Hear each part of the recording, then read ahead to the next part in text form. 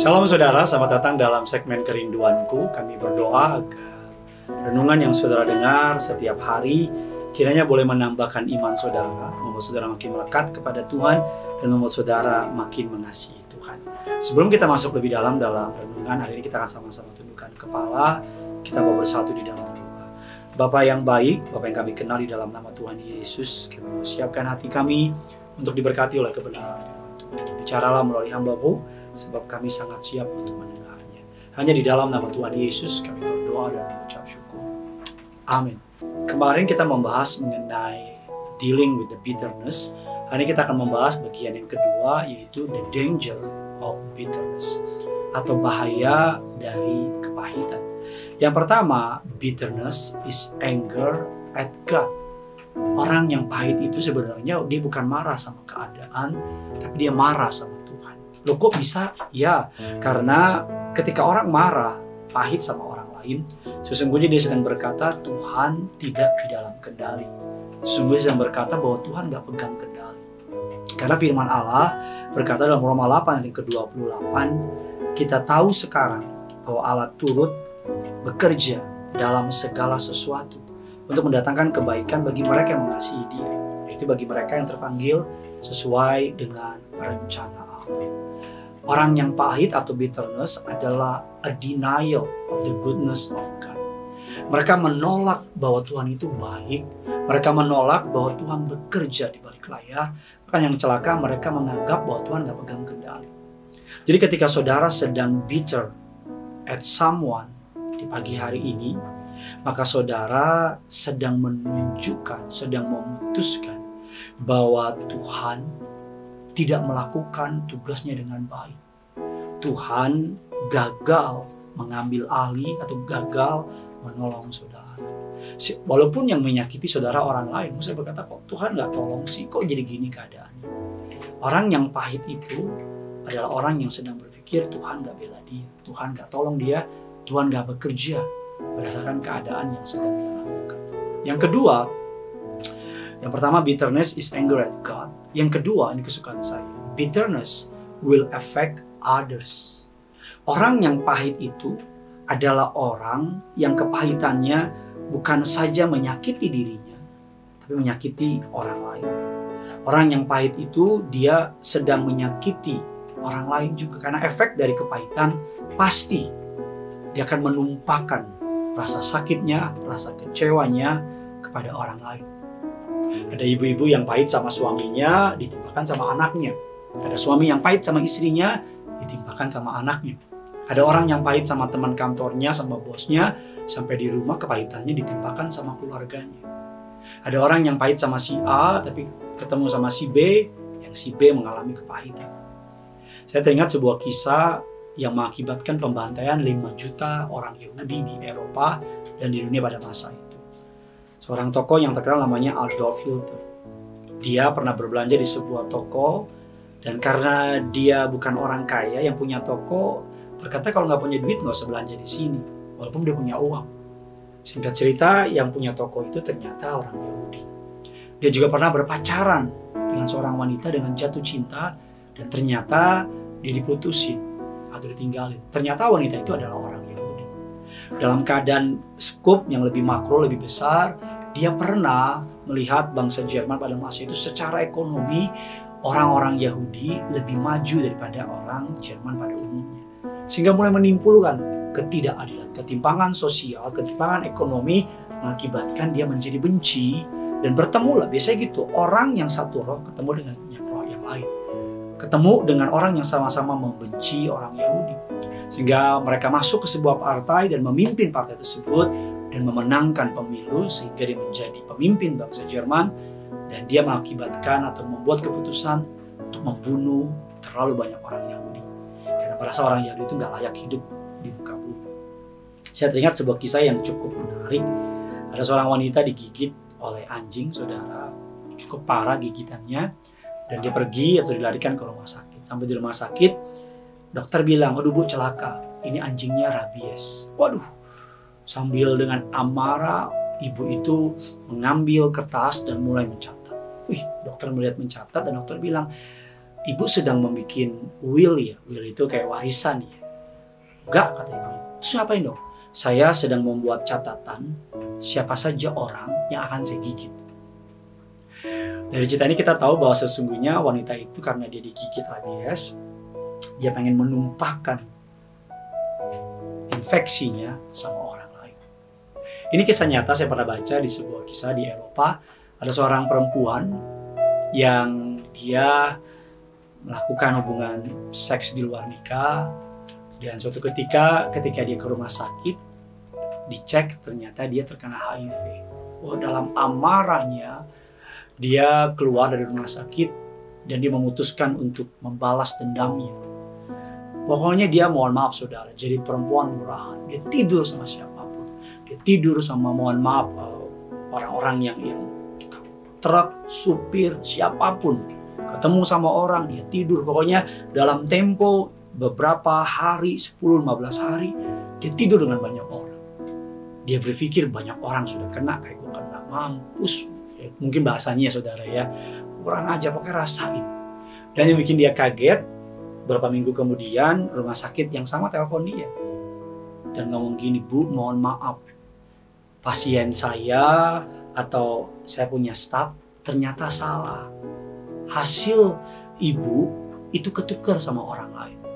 Ibu nggak HIV, ibu justru sehat.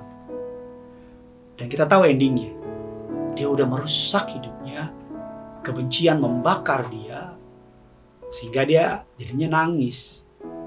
I know, gak gampang ngampunin. I know gak mudah ngampunin.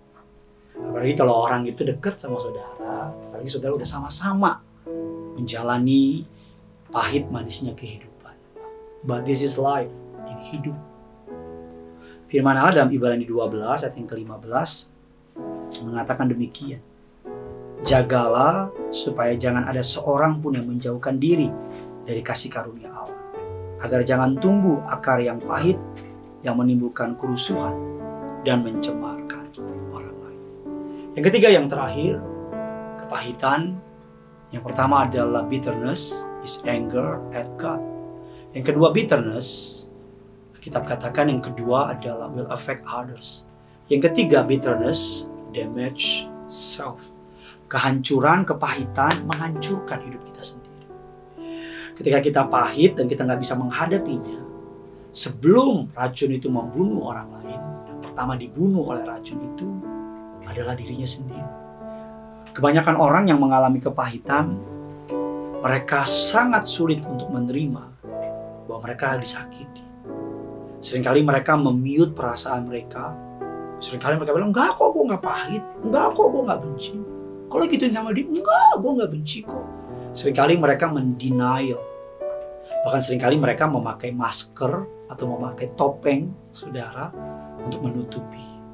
Saya selalu bilang sama saudara, kalau saudara nggak bisa sembunyiin, kalau saudara nggak bisa hadapin, maka kepahitan itu akan menekan jiwa saudara dan akan menghancurkan jiwa saudara. Oleh karena itu, mari datang sama Tuhan. Biarkan Tuhan yang memulihkan. Biarkan Tuhan yang menyelesaikan semuanya. Hati yang tidak mau mengampuni will destroy you. The bigger the bitterness, the bigger the danger. Semakin besar kepahitannya, maka semakin besar bahayanya. Orang yang kepahitan biasanya mengalami masalah di pernapasan, kekhawatiran, depresi, dan ujung-ujungnya jantungnya bermasalah. Hari saudara yang memutuskan. The danger of bitterness. Saudara memilih untuk pahit atau untuk mengampuni. Being bitter or being better. Terus kolom komentar di bawah katakan, aku memilih untuk menjadi lebih baik, bukan menjadi pahit. Aku memilih untuk mengampuni, bukan membenci.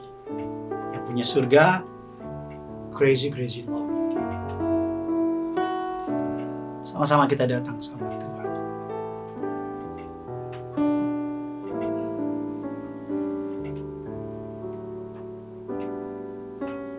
bukan dengan kekuatanku.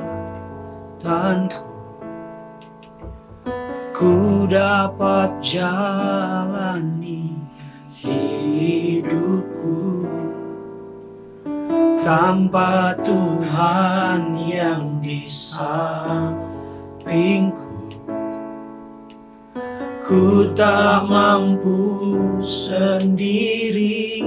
Sambil angkat tangan, Kaulah kuatku. Engkaulah kuatku, yang menopangku. Ku pandang wajah-Mu dan berseru, pertolonganku datang dari-Mu. Peganglah tanganku, jangan lepaskan. Kaulah harapan, Kaulah harapan dalam hidupku, dalam hidupku.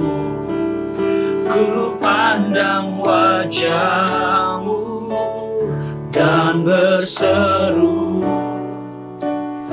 pertolonganku datang dari-Mu.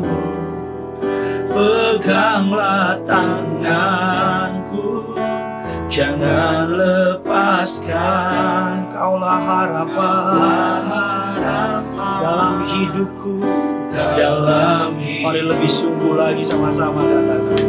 Ku pandang wajah-Mu dan berseru, pertolonganku, pertolonganku datang dari-Mu. Peganglah tanganku, jangan lepaskan. Kaulah harapan dalam hidupku, Kaulah harapan dalam hidupku, Kaulah harapan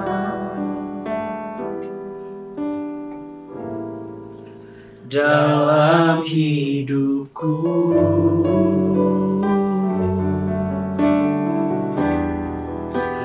Oh,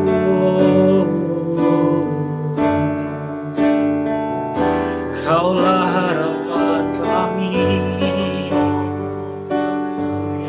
Haleluya. Oh, peganglah tanganku Tuhan. Di saat kami pahit, Engkau yang memberikan kekuatan kami untuk mengampuni. Saat kami dikecewakan, Engkau yang memberikan kami kemampuan untuk melihat dari sudut pandangnya Tuhan. Haleluya Tuhan. Oh,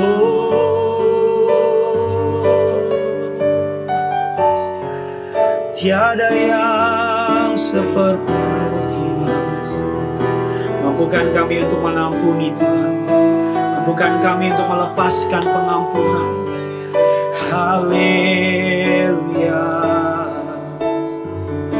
Oh,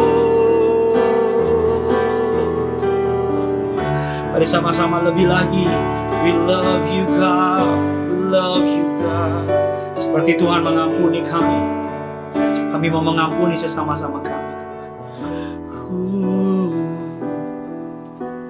Haleluya.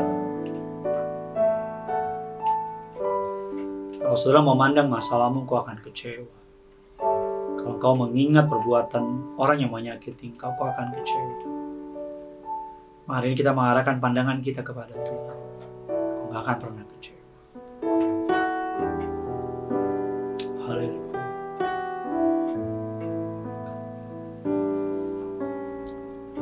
Hanya Engkau Tuhan, pribadi yang mengenal hati. Hanya Engkau,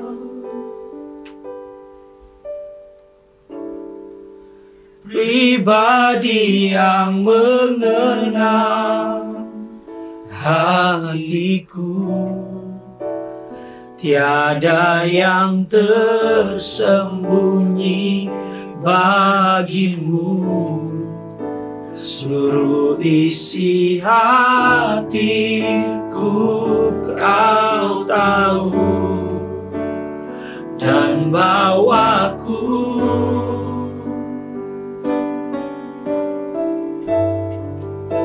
untuk lebih dekat lagi padamu, tinggal dalam indahnya dekapan kasih-Mu, tinggal dalam indahnya dekapan kasih, tinggal dalam indahnya dekapan kasih-Mu.